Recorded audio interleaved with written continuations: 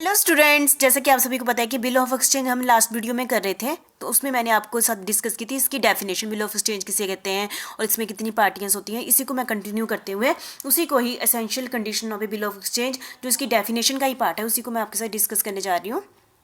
ठीक है, तो ये क्या है, एक टाइप से पहले bill of exchange is a negotiable instrument. हमारी डेफिनेशन ही ऐसी है, नेगोशिएबल बिल ऑफ एक्सचेंज क्या है, एक नेगोशिएबल इंस्ट्रूमेंट है और इन राइटिंग फॉर्म में होता है। जैसे बिल ऑफ एक्सचेंज क्या होगा, किस फॉर्म में होता है, राइटिंग फॉर्म में होता है, प्रिंटेड फॉर्म में होगा। ठीक है, और is an order, promissory note है, जैसे होता है ना bill of exchange is not a promise, मतलब कि बिल ऑफ एक्सचेंज क्या होता है, जिसमें ये ऑर्डर होता है कि मैंने, जिसमें प्रोमिस करता है, जिसमें बनाता है क्रेडिटर बनाता है, क्रेडिटर को अंदर ड्रॉयर बनाता है और उसमें क्या क्या क्या लिखा होता है कि किसने ड्रॉई ने पेमेंट इतनी करनी है। ठीक है, तो ये क्या होता है, on order in is an order is an unconditional order. ये क्या है, अनकंडीशनल ऑर्डर, उसमें कोई भी कंडीशन मेंशन नहीं की होती है। और साइन बाय ड्रॉयर, मतलब कि ड्रॉयर पहले तो must be sign by drawer, मतलब कौन, क्रेडिटर, पहले जिसने बनाया। मेकर कौन है, ड्रॉयर है। मेकर कौन है, क्रेडिटर है।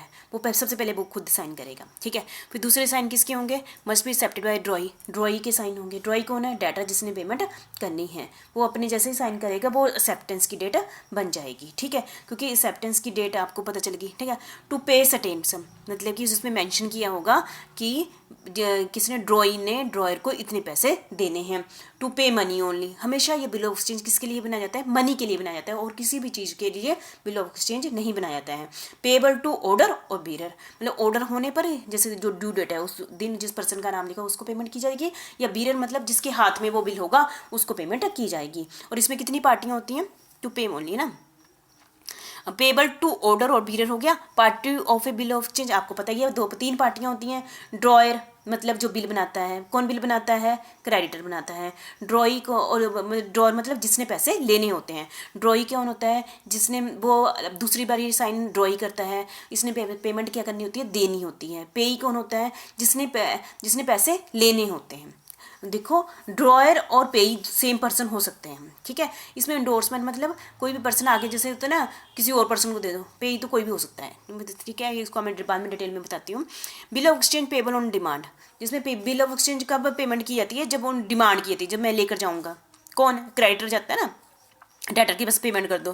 ठीक है, जब टाइम मेंशन ना हो अंडर सेक्शन 19, जब हमने बिल ऑफ एक्सचेंज उसके आगे दिखाया अंडर सेक्शन 21, तब वो पेमेंट कर देगा। यदि हमने प्रेजेंटेशन की बिल ऑफ एक्सचेंज क्रेडिटर ने डेटर के आगे, तो डेटर ने उसकी पेमेंट कर दी अंडर सेक्शन 21 के अकॉर्डिंग। ठीक है, नेक्स्ट टाइम है bill of exchange payable otherwise then on demand. ठीक है, मतलब कि हम किस दिन पे पेमेंट करनी है, जिस दिन उसकी ड्यू डेट उसमें मेंशन की होगी ना, उस ड्यू डेट को विद ग्रेस पीरियड, है ना।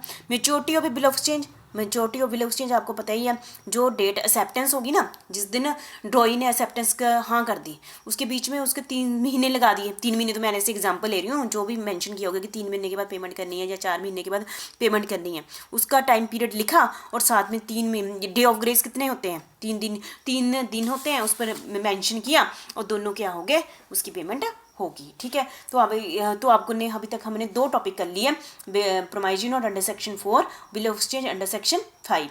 और प्रोमाइजी नोट में कितनी पार्टियां थी, 2 थी, मेकर और पेई।